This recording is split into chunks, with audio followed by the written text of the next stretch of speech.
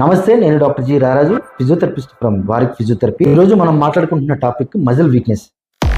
ఎప్పుడైతే muscle weakness వచ్చిందో ఫిజియోథెరపీలో ఏం చేస్తారు, అసలు ఫిజియోథెరపీ ద్వారా నయం అవుతుందా లేదా, మజిల్ వీక్నెస్ వస్తే అసలు ఫిజియోథెరపీ ద్వారా నయం అవుతుందా లేదా అనేది ఈరోజు మనం మాట్లాడుకుందాం. దాదాపుగా మజిల్ వీక్నెస్ అనేది కొన్ని కారణాల వల్ల రావచ్చు. అదేంటంటే ఇంజురీ జరగటం వల్ల బెడ్ రిడెన్ అవ్వటం, లేదంటే సర్జరీ వల్ల బెడ్ రిడెన్ అవ్వటం, లేదంటే నరాలకు సంబంధించిన వ్యాధులు ఏమైనా వస్తే దానివల్ల బెడ్ రిడెన్ అవ్వటం, లేదైనా సరే కొన్ని కారణాల వల్ల మజిల్ వీక్నెస్ వచ్చి బెడ్ రిడెన్ అవుతూ ఉంటారు. లేదంటే బెడ్ రిడెన్ అయిన తర్వాత మజిల్ వీక్నెస్ వస్తూ ఉంటుంది. వీటికి ఫిజియోథెరపీలో మనం ఏం చేయొచ్చు, ఒకవేళ ఫిజియోథెరపీ చేస్తే వీళ్ళకి ఫుల్ ఫ్లెడ్జ్డ్గా రికవరీ ఉందా లేదా అనేది ఇప్పుడు మాట్లాడుకుందాం. ముందుగా ఫిజియోథెరపీ చేయాలంటే, ఫిజియోథెరపీ ద్వారా రికవరీ రావాలంటే ఆ మజిల్ వీక్నెస్ లేదా బెడ్ రిడెన్ అయిన పేషెంట్కి ఎలాంటి ప్రాబ్లం వల్ల బెడ్ రిడెన్ అయ్యాడు, ఎలాంటి ప్రాబ్లం వల్ల మజిల్ వీక్నెస్ వచ్చిందని ముందు మనం తెలుసుకోవాలి. ఒక ఫిజియోథెరపిస్ట్గా తెలుసుకోవాలి. ఓకే, ఏ రకంగా మజిల్ వీక్నెస్ వచ్చింది అని పక్కన పెడితే, ఒకవేళ మజిల్ వీక్నెస్ వస్తే ఫిజియోథెరపీలో ఏం చేయాలంటే ఫస్ట్ పేషెంట్ని అసెస్ చేసుకోవాలి. ఒక పేషెంట్కి మజిల్ వీక్నెస్ ఎంతవరకు ఉంది, 0, 1, 2, 3, 4, 5 అని మజిల్ గ్రేడింగ్ ఉంటుంది. మాన్యువల్ మజిల్ టెస్టింగ్ అంటారు, ఎంఎంటీ. ఇది మాక్సిమం ఫిజియోథెరపీ చదివిన వాళ్ళకి లేకపోతే డాక్టర్స్ కన్నా తెలుసు. ఈ గ్రేడింగ్ లో మనకి పేషెంట్ యొక్క మజిల్ స్థితి, పేషెంట్ యొక్క మజిల్ వీక్నెస్ కానివ్వండి, మజిల్ స్ట్రెంత్ కానివ్వండి ఎంతవరకు ఉంది అనేది ఎంఎంటీ ద్వారా తెలుసుకోవచ్చు. ఒకవేళ మజిల్ వీక్నెస్ అనేది 0 గ్రేడ్లో ఉంటే ఆ పేషెంట్ మ్యాక్సిమం ఇంకా లెగవడానికి కానీ, కూర్చోడానికి కానీ, లేచి నిల్చోడానికి కానీ అవకాశం లేదు. ఒకవేళ కనుక 2, 3, 4, 5 ఈ గ్రేడింగ్లో ఉంటే కనుక పేషెంట్ని మ్యాక్సిమం నిలబెట్టడానికి, నిల్చోబెట్టడానికి, వాళ్ళ చేత ఎక్సర్సైజ్ చేయించడానికి అవకాశం ఉంటుంది. ఎంఎంటీ అంటే ఏం లేదు, మాన్యువల్ మజిల్ టెస్టింగ్. అంటే ఒక మజిల్ యొక్క స్థితి, వీక్నెస్ కానీ, స్ట్రెంత్ కానీ గ్రేడ్స్లో కొలుస్తారు. 0, 1, 2, 3, 4, 5 ఉంటుంది. ఈ ఎంఎంటీ గురించి సపరేట్గా ఒక వీడియో చేస్తాను. ఒకవేళ పేషెంట్కి 0 గ్రేడ్ కానీ లేకపోతే 1, 2 గ్రేడ్లో కనుక ఉంటే పేషెంట్కి ప్యాసివ్ మూమెంట్స్ చేపిస్తారు. ప్యాసివ్ మూమెంట్స్ అంటే ఏం లేదు, పేషెంట్ తనంతా తాను చేసుకోలేడు కాబట్టి ఫిజియోథెరపిస్ట్ చేతనో లేకపోతే ఇంట్లో వాళ్ళ చేతనో మూమెంట్స్ చేపిస్తారు. దీన్ని మనం ప్యాసివ్ మూమెంట్స్ అంటారు.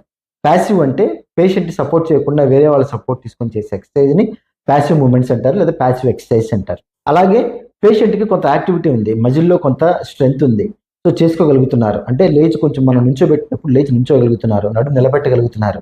సో ఇలాంటి టైంలో ఉన్నప్పుడు పేషెంట్కి యాక్టివ్ ఎక్సర్సైజ్ చేయించాలి. యాక్టివ్ ఎక్సర్సైజ్ అంటే పేషెంట్ తనంతా తాను చేసుకునే ఎక్సర్సైజ్. ఎప్పుడైనా సరే మనం ప్యాసివ్ ఎక్సర్సైజ్ నుంచి, ప్యాసివ్ మూమెంట్స్ నుంచి మనం ఎప్పుడైతే యాక్టివ్ అసిస్టెడ్ ఎక్సర్సైజ్లోకి వస్తామో సో పేషెంట్కి సగం రికవరీ వచ్చేసినట్టే. కానీ ఇదే కంటిన్యూని ఇంకో విషయం ఏంటంటే, పేషెంట్కి మూమెంట్స్ ఎంత ఇంపార్టెంటో స్ట్రెచింగ్స్ కూడా అంతే ఇంపార్టెంట్. ఒక ప్యారలైజ్ అయిన వ్యక్తికి కానీ లేకపోతే మజిల్ వీక్నెస్ ఉన్న వ్యక్తికి కానీ స్ట్రెచింగ్స్ కనుక చేస్తే, స్ట్రెచింగ్స్ కానీ మూమెంట్స్ అన్ని పక్కన పెడితే ఒక పేషెంట్కి స్ట్రెచింగ్స్ కనుక చేస్తే ఆ పేషెంట్కి రికవరీ అనేది చాలా తొందరగా ఉంటుంది. అది ఎవరైనా సరే ఫిజియోథెరపిస్ట్ కానీ లేకపోతే ఇంట్లో ఉండే బంధువులు కానీ ఎవరైనా ట్రై చేయండి. సపోజ్ ఒక నెల కోమాలో ఉన్నారనుకుందాం, ఒక పేషెంట్ కోమాలో నుంచి తిరిగి లేచాడు, కానీ కోమాలో ఉన్నా సరే కంపల్సరీగా పేషెంట్కి మూమెంట్స్ చేయాలి. ఎందుకు చేయాలి మూమెంట్స్ అంటే, ఇక్కడ పేషెంట్కి బెడ్ సోర్స్ పడకుండా, అంటే ప్రెషర్ సోర్స్ కింద పుళ్ళు పడతాయి. అది మడమల దగ్గర కానివ్వండి, తొంటి దగ్గర కానివ్వండి, లేకపోతే పిరుదుల దగ్గర కానివ్వండి, నడుం దగ్గర కానివ్వండి. కోమాలో ఉన్న వ్యక్తికి అలాగే బెడ్ మీద పడుకొని ఉంటాడు కాబట్టి, ఏ మూమెంట్ లేకుండా ఉంటాడు కాబట్టి మూమెంట్స్ చేయాలి. అంటే ఇక్కడ ప్యాసివ్ మూమెంట్స్ కింద వస్తుంది. పేషెంట్ తనంతట తాను చేయలేడు కాబట్టి ఫిజియోథెరపిస్ట్ కానీ లేకపోతే పేషెంట్ తరపు బంధువులు కానీ మూమెంట్స్ చేయాలి. దానికి తోడు పేషెంట్కి కింద ఎయిర్ బెడ్ కానీ వాటర్ బెడ్ కానీ వాడాలి. కింద ఎప్పుడైనా సరే కొంత ప్రెషర్ అనేది పడితే కొంచెం తోలు లేస్తుంది. ఆ తోలు లేచిన వెంటనే అది ఆ ఏరియా అంతా రఫ్గా అయిపోయి వెంటనే ఆ స్కిన్ అనేది పైకి లేచిపోయి అక్కడ చిన్నగా పుండు మాదిరిగా పడి అది పెద్దదైతే కనుక హోల్ పడిపోతుంది. సో ఈ హోల్ అనేది పెద్దదయ్యి ఆ చుట్టూ వ్యాపిస్తుంది. మనం దీని గనక కేర్ తీసుకోకపోతే చుట్టూ వ్యాపిస్తుంది. మెయిన్ బెడ్ రిడెన్ అయిన వ్యక్తికి మెయిన్ ఉండే కాంప్లికేషన్స్ ఏంటి అంటే ఇదే, ప్రెషర్ సోర్స్, బెడ్ సోర్స్, దానికి తోడు జాయింట్ స్టిఫ్నెస్ ఏంటి అంటే మూమెంట్ అలా కదలకుండా అలాగే పడుకుంటారు కాబట్టి జాయింట్లు కూడా పట్టేస్తాయి. అది ప్రతి ఒక్క జాయింట్, ఆ స్పైన్లు కానివ్వండి, లేకపోతే భుజం దగ్గర జాయింట్లు కానివ్వండి, చేతి జాయింట్లు కానివ్వండి, లేకపోతే కాలు దగ్గర ఉండే జాయింట్లు కానివ్వండి, నడుం దగ్గర ఉండే జాయింట్లు కానివ్వండి, ప్రతి ఒక్క జాయింట్ పట్టేస్తుంది. ఇలా పట్టేకుండా ఉండాలంటే కోమాలో ఉన్నప్పుడే కంపల్సరీగా ఫిజియోథెరపీ అనేది స్టార్ట్ చేయాలి. కొంతమంది నెగ్లెక్ట్ చేస్తారు, కోమాలో ఉన్నప్పుడు ఫిజియోథెరపీ ఎందుకు అని. కానీ ఇక్కడ కోమాలో ఉన్నప్పుడు చేస్తే, కొంతమంది ఏంటంటే కోమాలో ఉన్న వ్యక్తి మీద ఫోకస్ పెడతారు, కానీ ఒకవేళ రేపు పొద్దున కోమాలో నుంచి బయటకు వచ్చిన తర్వాత అతని పరిస్థితి ఏంటి, తిరిగి లేచి నడుస్తాడా? నడవలేడు కదా. సో అందుకని ఇప్పటి నుంచే ఎప్పుడైతే మన కోమాలో ఉన్నారో అప్పటి నుంచి డాక్టర్ సలహా తీసుకొని, లేకపోతే మెయిన్ ఫిజియోథెరపిస్ట్ ఎవరున్నారో వాళ్ళ సలహా తీసుకొని పేషెంట్‌కి పాసివ్ మూవ్‌మెంట్స్ అనేది స్టార్ట్ చేస్తే పుళ్ళు పడకుండా ఉంటే, అలాగే జాయింట్ స్టిఫ్‌నెస్ అనేది రాకుండా ఉంటుంది. ఇక్కడ ఇంకో విషయం ఏంటంటే, స్ట్రెచింగ్ చేస్తున్నప్పుడు కానీ, మూవ్‌మెంట్ చేస్తున్నప్పుడు కానీ పేషెంట్ కూడా సహకరించాలి. పేషెంట్ సహకరించాలి, పేషెంట్ యొక్క బంధువులు సహకరించాలి. ఎందుకంటే ఇదేం ఒక్కసారిగా వచ్చే రికవరీ కాదు. ఏదో వెంటనే ఒక నెల చేసి, ఒక నెల పడుకోబెట్టి చేస్తాను, ఏదేదో రాసి రుద్దితేనో మనకి రికవరీ వచ్చేది కాదు. పేషెంట్‌కి యాక్టివిటీ ఉంటేనే ఎప్పుడైనా రికవరీ వస్తది. పేషెంట్‌కి ఎప్పుడప్పుడు, ఎప్పటికప్పుడు పేషెంట్‌తో యాక్టివిటీస్ చేయించాలి.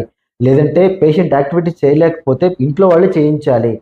కొంతమంది ఏంటంటే కుదరదు, ఇంట్లో వాళ్ళు చేయించడానికి కుదరదు. సో, అలా అని చెప్పి ఫిజియోథెరపిస్ట్ చేతనో, లేకపోతే ఉండే కేర్ టేకర్ చేతనో చేయించుకుంటారా అంటే చేయించరు. ఎందుకు అంటే ఇక్కడ మనీ ప్రాబ్లమ్ ఒకటి, ప్లస్ ఇంకోటేంటంటే వచ్చిన ప్రతి ఒక్కళ్ళు కరెక్ట్‌గా చేయాలని రూల్ ఏం లేదు. పేషెంట్‌కి ఎప్పుడైనా రికవరీ తొందరగా రావాలి అంటే ముందు ఫిజియోథెరపిస్ట్ చేసి వెళ్ళిపోయిన తర్వాత కూడా పేషెంట్ గనక వాళ్ళంతట వాళ్ళు చేసుకోగలిగితే వాళ్ళు చేసుకోవాలి ఎక్సర్‌సైజెస్. ఒకవేళ చేసుకోలేకపోతే పేషెంట్ తరపు బంధువులు చేయించాలి. కంపల్సరీగా చేయిస్తేనే రికవరీ అనేది ఉంటది. ఏదో ఒక గంట చేసి వెళ్ళిపోతే నాకు రికవరీ రాలేదు, రికవరీ రాలేదంటే ఎట్టొస్తది? రికవరీ రావు ఎప్పుడు కూడా. ఇంకొకటి ఎఫర్ట్ పెట్టాలి. పేషెంట్ పెట్టాలి, ఫిజియోథెరపిస్ట్ పెట్టాలి, ఇంట్లో పేషెంట్ తరపు బంధువులు కూడా ఎఫర్ట్ పెట్టాలి. ఎవరు పెట్టకపోతే ఏం రికవరీ వస్తది? ఒకసారిగా ఆడ పడేసి నువ్వు చేసుకో అంటే ఎట్లా ఉంటది? కుదరదట్లా. కంపల్సరీగా ఇక్కడ అందరి ఇన్వాల్వ్‌మెంట్ ఉంటది.